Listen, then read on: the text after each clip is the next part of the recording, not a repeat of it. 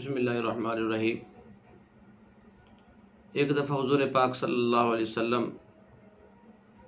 تشریف فرما تھے اپنے گھر میں، تو آپ کے پاس حضرت انس رضی اللہ تعالیٰ عنہ جو اس وقت چھوٹے بچے تھے، ان کی والدہ ان کو لے کر آئیں کہ یا رسول اللہ صلی اللہ علیہ وسلم، یہ میرا بیٹا ہے انس، اس کو آپ اپنے پاس رکھ لیں، آپ کی خدمت کرے گا۔ آپ نے ان کو رکھ لیا۔ 10 سال حضرت انس رضی اللہ تعالیٰ عنہ نے حضور پاک صلی اللہ علیہ وسلم کی خدمت کی۔ 10 سال کے بعد آپ علیہ الصلوۃ والسلام نے ارشاد فرمایا کہ اب تم بڑے ہو گئے ہو، گھر میں پردہ شروع ہو گیا ہے، تو اب تم اپنے گھر واپس چلے جاؤ، بس دن کو مل لیا کریں گے، لیکن عام طور پر ہم خدمت کی ضرورت نہیں رہی۔ ان کی والدہ ان کو لینے کے لیے آئیں، تو والدہ نے عرض کیا کہ یا رسول اللہ صلی اللہ علیہ وسلم، میرے بیٹے کو کوئی تحفہ دیں جو ساری زندگی ہمیں یاد رہے، کیونکہ آپ کی خدمت ہم نے، میرے بیٹے نے اس لیے کی ہے تاکہ آخرت کا اجر مل جائے، سعادت کی بات تھی، لیکن کوئی ایسا تحفہ دے دیں جو زندگی پر یاد رہے، یہ ایک محبت کی علامت ہوتی ہے۔ تو حضور پاک صلی اللہ علیہ وسلم چیزوں کا تحفہ دینے کی بجائے زیادہ تر اعمال کا تحفہ عنایت فرماتے تھے۔ تو آپ علیہ الصلوۃ والسلام نے ایک دعا سکھلائی حضرت انس رضی اللہ تعالیٰ عنہ کہ یہ دعا اگر تم پڑھ لیا کرو صبح و شام، تو اللہ تعالیٰ تمہارے مال کی، جان کی، ایمان کی، سب چیزوں کی حفاظت فرمائیں گے۔ کوئی دنیا کا آدمی تمہیں تنگ اور پریشان نہیں کر سکے گا۔ تو وہ دعا حضور پاک صلی اللہ علیہ وسلم نے انس رضی اللہ تعالیٰ کو سکھا دی۔ وہ دعا یہ ہے جو دعا انس کے نام سے بڑی معروف اور مشہور ہے، دعاؤں کے کارڈ پر بھی یہ دعا عام طور پر لکھی ہوتی ہے۔ بسم اللہ علی نفسی و دینی، بسم اللہ علی اہلی و مالی و ولدی، بسم اللہ علی ما اعطانی اللہ، اللہ اللہ ربی لا اشرک بہ شیئا، اللہ اکبر اللہ اکبر اللہ اکبر، واعز واجل واعظم مما اخاف واحذر، عز جارك وجل ثناؤك واعظم شانك ولا اله غيرك، اللهم اني اعوذ بك من شر نفسي واعوذ بك من شر كل شيء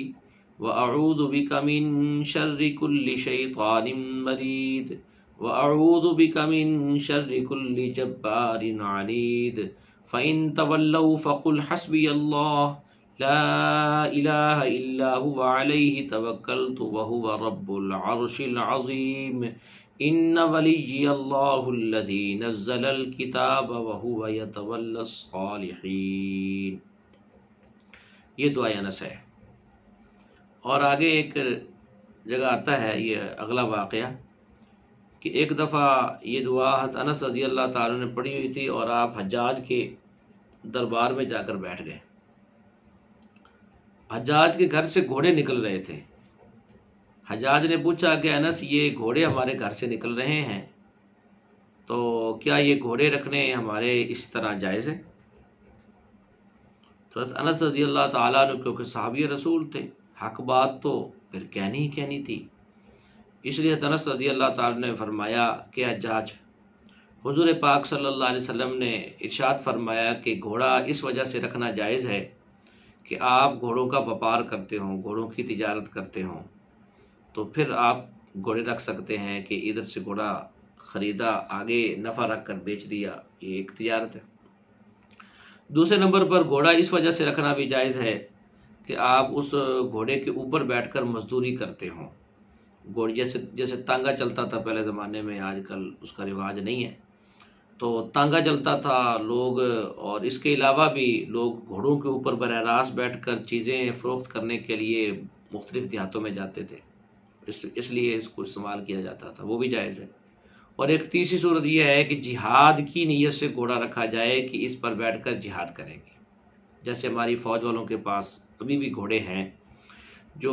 انہوں نے جو ہے وہ پہاڑی علاقوں میں رکھے ہوتے ہیں، تو اس کو وہ آنے جانے میں، چیزیں لانے میں اور دشمن کا مقابلہ کرنے کے لیے انہوں نے ان کو تیار کیا ہوا ہے، یہ اچھی بات ہے، یہ جائز ہے۔ تو اس کے علاوہ گھوڑے رکھنا، شوقیہ گھوڑے رکھنا، اس کو حضور پاک صلی اللہ علیہ وسلم نے پسند نہیں فرمایا۔ تو اب